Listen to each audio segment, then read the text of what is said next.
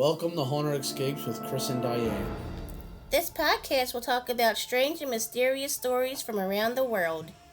Some will be about places we've been and experienced for ourselves, as well as things we've learned and read about, including hauntings, folklore, and cryptids. Join us on our Haunted Escapes. You wake up in the middle of the night. Your room is dark. It's late. You wonder what woke you up. A strange feeling is in the air. You feel as if something or someone is watching you. You glance around, left and right. That's when you see it. Standing in the corner, a large figure, darker than the darkness of your room. The shadow is staring at you. Its red eyes are piercing right into your very soul. Fear grips you. You can't move. You can't scream. All you can do is lay there. You slowly close your eyes. You hope that when you open it, this thing will be gone. You count to 3. You slowly open your eyes. As your surroundings come back into focus, you look around and you notice that it's gone. But wait, you look again. It's not gone. It's actually gotten closer. What's that it's wearing? It looks like a hat. A dark, shadowy figure with a hat. You slowly try to concentrate on moving a hand, a finger, anything. Your body is completely frozen. Slowly, this figure draws ever closer, closer, and closer. You close your eyes. You are waiting, expecting it to touch you, to grab at you. And that's when all of a sudden, you sit up. Now all of a sudden, you can move again. You open your eyes. Your room is completely clear of anything. You reach over, you turn on your nightstand light. There's nothing in your room. You have just experienced shadow people. Hi, I'm Joe. And I'm Daisy. And this is the FilmJoe Podcast, where we invite you to talk film. We'll talk about the good, the bad, and the not so bad, all in the spirit and for the love of film. Catch us on Spotify, Amazon Music, Audible, iHeartRadio, or wherever you get your podcast fix. So join us on the FilmJoe Podcast, where film talk happens. 3, 2, 1, yeah!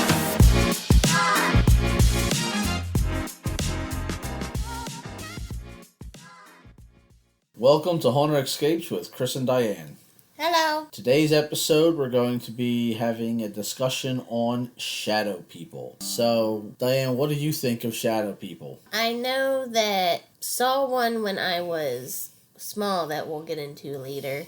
But I know that they're really terrifying, and usually you see them at night, but I've seen some videos where people are doing ghost hunts and they see them out the corner of their eye. Yeah, I've seen those types of videos as well. So, what do you think shadow people are? Well, I think they're I don't think they're demons or anything, or aliens. I know those are a couple theories. But I think they're spirits who are maybe in purgatory, or a soul that's stuck here and for whatever reason doesn't have the energy or strength or what have you to go into like a full-blown apparition. So you just think that it's essentially just a different type of ghost?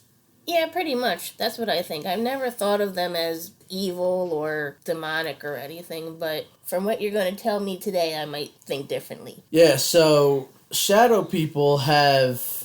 of shadow people have been around for thousands of years. And there are multiple ideas of what shadow people are. A lot of people think that they are, like Diane said, they're just spirits. They're spirits of people who have died and that they can only appear as a shadow. Now, there are also other tales that these creatures are some crazy things. One speaks that they could possibly be interdimensional beings. That's crazy.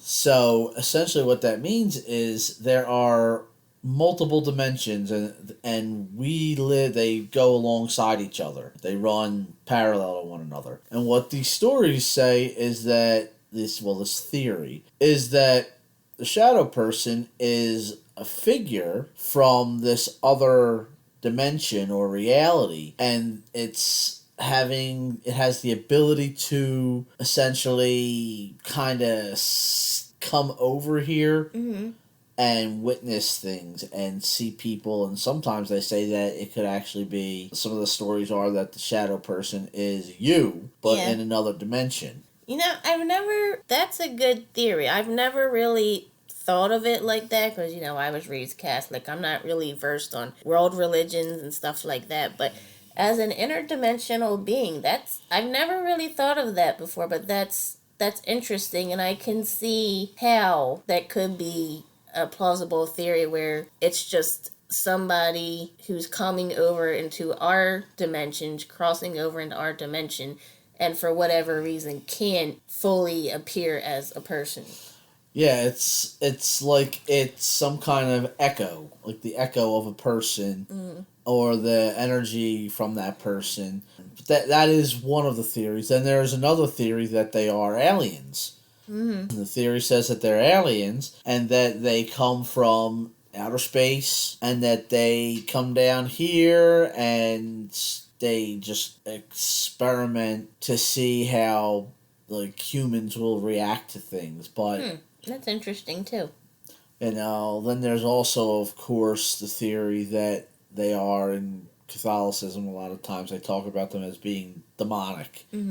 Usually when you read anything about demons in Catholicism or Christianity, it always has that kind of thing. It's always some kind of dark entity. Yeah, it's like some kind of a dark entity, and it's usually how a demon shows themselves. And then you also have in Islam, they believe that they are jinn, or the spirits, the leftover energy of a jinn. Now, a jinn is where we get the idea of genies. Now, jinns aren't evil, but they're not good either. They're kind of like neutral, and it's just they can do like any kind of power. Do they give you wishes? I don't know. Maybe. I guess so. Okay. But the jinn, apparently, they're like these creatures that are some kind of a force, an entity, and they can do good or bad depending on multi different things, like if the persons are good, or I guess if you ask them to do it, like a wish, they'll do things for you. So they're good and they're bad, so does that mean like if you're a bad person and you ask them for something, they're only going to give you something bad, or does it depend on what you ask them for, or how does that work? I'm thinking, yeah, it's kind of like it depends on what you ask them. So if you're a good-hearted person and you have a jinn and you ask the jinn for something good, the jinn will do something good for you. So I guess that makes the jinn good. But then if you're a bad person and you ask the jinn to do something evil, then the jinn is doing something bad. It's just like any kind of power, like whether it be a car or a gun. The individual thing isn't good or bad. It's the person behind it.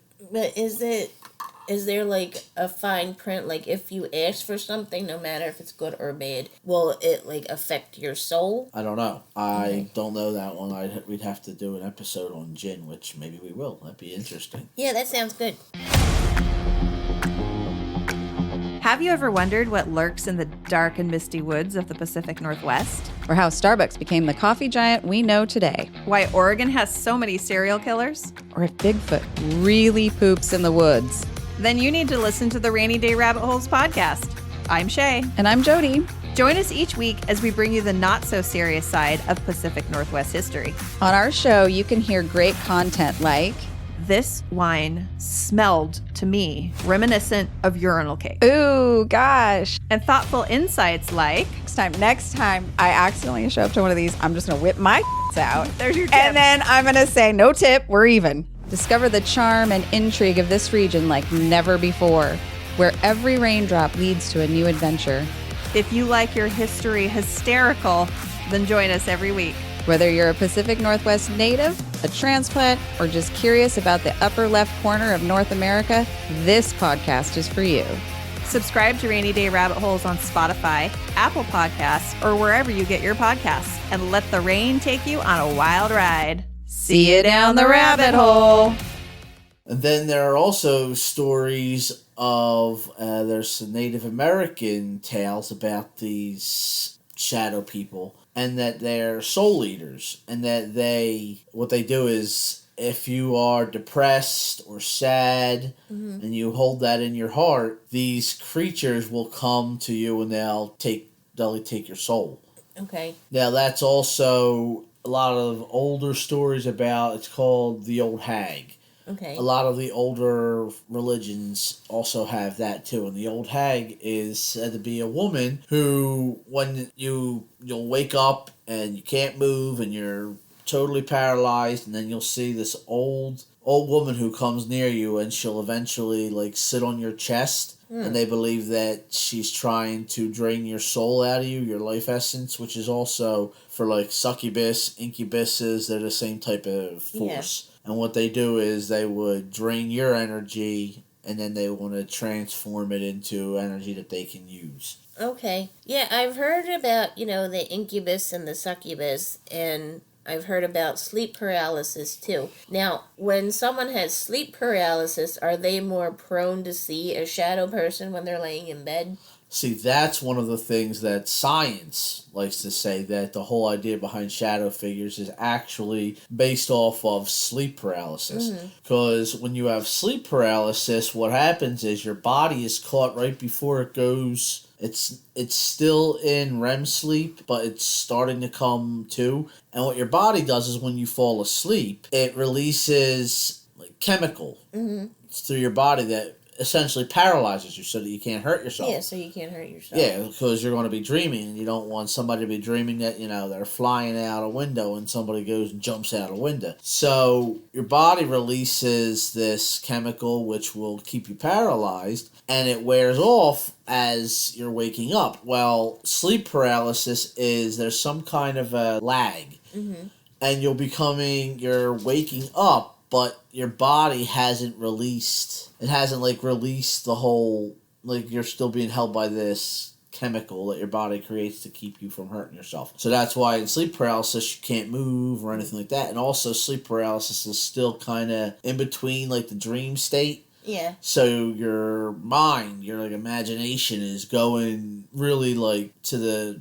10th power, and they believe that a lot of these shadow figures are just kind of like the pareidolia effect in pictures and stuff. Yeah. Where you'll see something, but your imagination, because you're not fully awake and you don't have all your faculties, your imagination will now make something out of it. Like it could be a hat rack. Yeah. And the way it looks with your imagination when you're in sleep paralysis, you wind up, it could be just a hat rack, but because you're still in that dream state, you wind up thinking that it looks like this creature, like these shadow figures.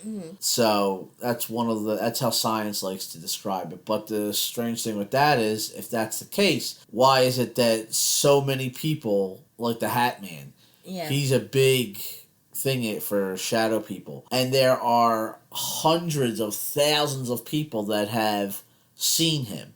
Yeah. So now if all these people are seeing this figure and they all describe it the exact same way, it's a man, usually between 6 to 10 feet tall. He's dressed in either he's all black and you can't see him, but sometimes you can make out what he's wearing. And he'll look like he's in a suit. And he has like a hat. It could either be top hat, bowler hat, cowboy looking hat, but some kind of a hat like that, brimmed hat. Okay. And they see him, and they say that when people see him, he's like a bad omen. Once they see him, things can bad things follow it. Okay. So that's where I've never seen this Hat Man, but Diane has a story where she believes she saw him. Well, real quick, so somebody who has sleep paralysis, and it's sleep paralysis, do they ever see anything good? Because everything I've heard about sleep paralysis is always something scary or something bad, something coming in the room to get you. It's never somebody like an ice cream man coming in with 50 gallons of ice cream and bringing it over to you. Why is it always something bad and scary? Well, that's another thing.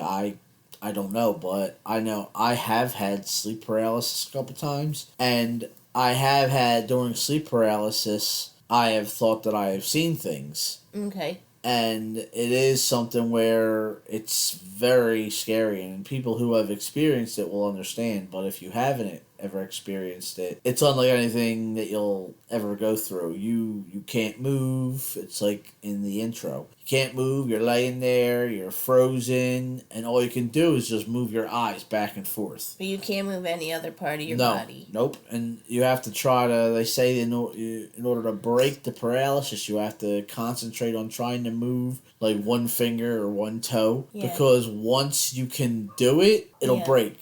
And you'll snap out of it. So they say if you ever have sleep paralysis, you need to try to stay calm, and you have to try to focus on moving like a toe or a finger. Okay. And once you can move one digit or one extremity, it comes out of it. And I know that does work because as I've had it, I've had the same thing. Yeah, I've learned that. I haven't had it in a very long time, thankfully. But when I was younger, I had it a couple times. And yeah, just if you focus on moving something, I find once you move one finger, one toe, next thing you know, yeah, you pretty much can snap right out of it. But it's very difficult to do that because while you're in that state, you're scared because you see things and you'll think you hear things, and it gets pretty crazy. Yeah, if you see like a monster coming towards you and then you can't move, you gotta be, so you're terrified and you're trying to move and you can't move and you gotta concentrate on trying to move one thing. Yeah, I bet that's an experience. Yeah, you have to try to tell yourself that it's not real, that it's sleep paralysis, close your eyes, and you want to try to concentrate on just moving something, because when your eyes are open and you're seeing these things, your fear's going to get a hold of you and you're not going to be able to do anything. But if you have your eyes closed and you keep breathing evenly and you don't look at these figures that are coming at you, then it'll be easier for you to focus or concentrate. Now, I'm going back to what you asked me before about the Hat Man. Now, he's not what I saw when I was little. It's not what people generally see as the Hat Man. He wasn't coming towards me. He wasn't scaring me. I mean, at least I don't think so. What I saw was I was laying in bed, and I've seen this a couple times. I was laying in a bed, and I always had to have my bedroom door open, like at least a crack. And what I would see was this shadow. It looked like a man wearing a cowboy hat, and I don't know if it came from the attic or from my parents' room, but it would walk by my door over to the landing of the steps. And after that, I don't know what happened to it because I didn't have sleep paralysis because I could move, but I was too scared to move. And when it got to the landing of the steps, I don't know if it vanished or it went down the steps, but it made no noise, but I would see it walk in the hallway by my open door. Did you see it multiple times or did you only see it once? I saw it a couple times. Maybe 3 or 4 times, but I definitely did see that. I can't tell you how frequently I saw, like, I can't say it was once a month or once every other month, but I did see it a couple times. Now, after you saw it, did anything weird or strange happen? Like, someone got hurt, maybe a pet got sick, you got sick? Not that I can remember. I mean, growing up, my dad always didn't have the best luck with things, so I don't know if maybe that was a cause of it. I can't say for sure, but not that I remember can I make any correlation between the two. Okay, now that's the Hat Man. That's one of the shadow figures. Now there are other shadow figures too. Some can be just like a blob that people will see move. Mm-hmm. Other ones can look like hooded figures. Yeah. And you've seen one of those, yes, right? And that's what I'm getting. I had some experiences where I saw what looked like a hooded figure. I saw it a couple times, and each time I saw it, nothing happened to me, but at the time I was staying at my aunt and my uncle's and my one cousin. He's who I saw this shadow figure like near, and every time I saw it, and I saw it 3 times, and each time something happened. So the first time I saw it was sitting at the top of the bed by his, like, chest. Mm-hmm. And I woke up the next morning, nothing actually happened yet. Then I left, I went to visit my family, my mom and dad and everything. Then I ended up coming back I got a phone call from my aunt, and she tells me that my cousin had to go into the hospital, and he had sleep apnea. Oh, wow. So sleep apnea is where your heart can stop. You can stop breathing in the middle of the night. He was pretty young, too. So the fact that I saw this cloaked, shadowy figure sitting at the top around the chest, and then I find out that here, later that day, you find out that here he had sleep apnea, which could cause you to stop breathing, which would be by your chest. Oh, so it could have been like maybe like an omen? Yes, that's what I saw it as, because the second time I saw a shadow figure, again, it was at that same house. And how old were you? Probably about 18. Okay. And the second time I saw it was at the same house, and I shared a bedroom with my cousin at the time, and he was sleeping, and again, now this is a couple months later after the thing with the chest, I woke up in the middle of the night, same thing. Couldn't really move, was getting freaked out. I look, and here at the foot of his bed, like sitting off by like his legs, I saw the same figure again. And this time I saw it look at me, and it had like red eyes. Did it? Yes. And then I remember closing my eyes real tight, and I started saying some prayers, and then when I opened my eyes, it was gone. Wow. So I didn't really sleep too much that night. I wouldn't either.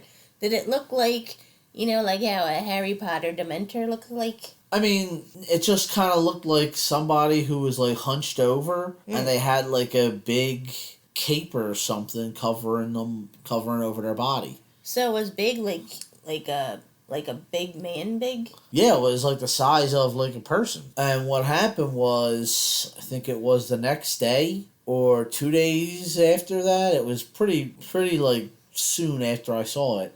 We were over watching TV, and my cousin, it was a boy and two girls, and they were outside playing. And the two girls came running in saying that he had fallen off his bike. Yeah. So we all rushed out there to see what was going on, and here we got him, and here he had fallen off his bike and broken his leg. And that's where you saw the shadow figure on his leg? Yes. Oh. And he had broken his leg in two or three places, and he had a cast, and yeah, we had to rush him to the hospital. We picked him up. We had to put him in. My aunt had a minivan, so we opened the back of the minivan, and me and my uncle had to pick him up and put him in the van to get him to the hospital. And yeah, here he had broke his leg in three places, and again, it was right where I had seen this figure. That's crazy. And then the third and final time I saw it was again at that house. And I had opened up their basement door to go downstairs or to throw something out because they kept their trash can like on the landing in the basement. Okay. And I saw what looked like a shadow on like the third step from the bottom. And this time I said something to my uncle, and I told him, "Look, this is." I was like, "Look, Uncle John." I'm like, "Look, Uncle John." I'm like, "This is something that I saw this," and at the time I told him about the other things that I had seen. Mm-hmm. So the next day, my cousin, he's going to go downstairs to go get something, and my uncle stops him, and my uncle says, "I'll go get it. Just stay sitting here," because he was still he was back to all right walking, but he was still kind of mending. Yeah. So my uncle goes to go down the stairs to get it, and he steps on that step, and the step like caved in.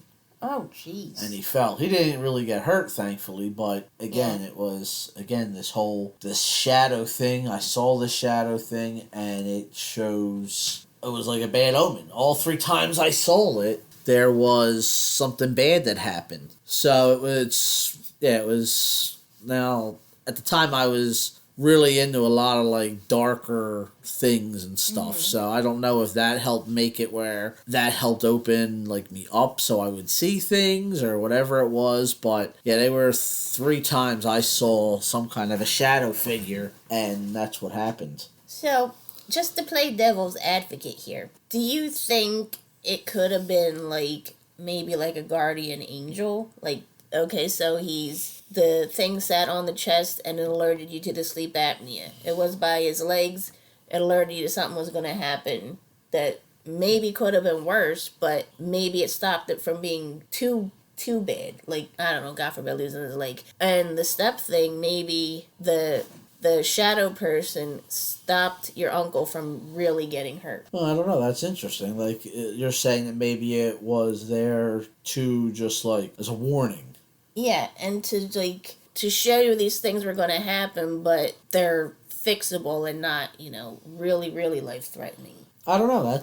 I never really thought of it like that. I always just thought of it as... Bad. Yeah, bad, because I would see it and then something happened. I saw it and then something happened. Yeah. I guess it's all about kind of your point of view, and it could be. That's an interesting idea. Yeah, we're just thinking. So, these shadow people, as I said, they have multiple forms, and they can be seen as, whether they're good or bad, nobody really knows. Mm-hmm. But there are mixed ideas about them. Like, a lot of people think that they are bad, like I said, and then there are some people that say they're just ghosts, and they're not really going to do anything to you. But, yeah, it's interesting. And now, I haven't really seen anything like that in a very long time, and I hope I don't. Mm-hmm. And again, the whole sleep paralysis thing, I haven't had that in years. And again, I hope I don't anymore, because it really is really scary. Yeah. Yeah, it's very interesting that, like, these tales pop up over and over again, and it's over multiple generations, multiple religious beliefs, and it's just one of those things where if so many people and so many things out there describe the same type of creature or experience, then there's got to be some kind of a truth to it. Yeah, and like living in this house is very weird. It's very old. We've seen and experienced some things here, and especially in the kitchen of the corner of your eye, or for a brief second, usually in the kitchen we'll see like shadows peeking into the doorway and then jumping back. Yeah, see, that's another thing that throws the whole idea of the scientific thing where it's from sleep paralysis. Mm-hmm. Because not every shadow person is seen at night in your bedroom. That's just one of the many ideas behind it. But a lot of them are, as you said, they're seen in the middle of the day. Where you can be watching television and out of the corner of your eye, you'll see what looks like some kind of a shadow peeking its head out. Or you'll see something, again, out of the corner of your eye, something run across the floor. Like a shadowy blur across the floor. Or maybe you're going upstairs and there's a door open with a light on, and you're going upstairs because you remembered you're going to go turn it off, and you see a shadow in the doorway. Yeah. So there are so many stories of different times when they see these shadow people. You can't really say for sure, it's only through your sleep paralysis and this, that, and the next thing. But that's stuff that, science, they believe that they can explain everything. They're not even open to things that they don't know. Yeah. So it's just... Yeah, there's so many stories of these shadowy figures, and they happen at all different times of the day. Some people will see them when they're out and about, like outside in the middle of the day. They might think that they see something going down an alley or out of the corner of their eye, and they look, and it's not there. Because I think that there's so many different stories behind it, and I just don't think that you can say it's all based off of like your sleep paralysis and that can explain it all. I think that there may be something else to it. And it's interesting because it makes you wonder, like, it's a big world. There are things out there we don't understand and we don't know, and that's kind of what makes everything interesting and worth living. You don't want everything to be explained away. Right. Because then there's no more sense of wonder. Mm-hmm. And I think that without that sense of wonder and without all those stories and the legends and myths that are out there, it kind of makes everything dull. Yeah. I mean, some people are just going to say, well, it's a figment of your imagination, and that's fine. You could believe, whatever you want. But for the people who actually experience these things, who are fully awake and they see something that they can't explain, it's scary. And you go and you look and try to comfort yourself to try to figure out what these things are, and nobody really knows. Nobody will probably never know truly what they really are. But knock on wood, the experiences I've had have not been really bad.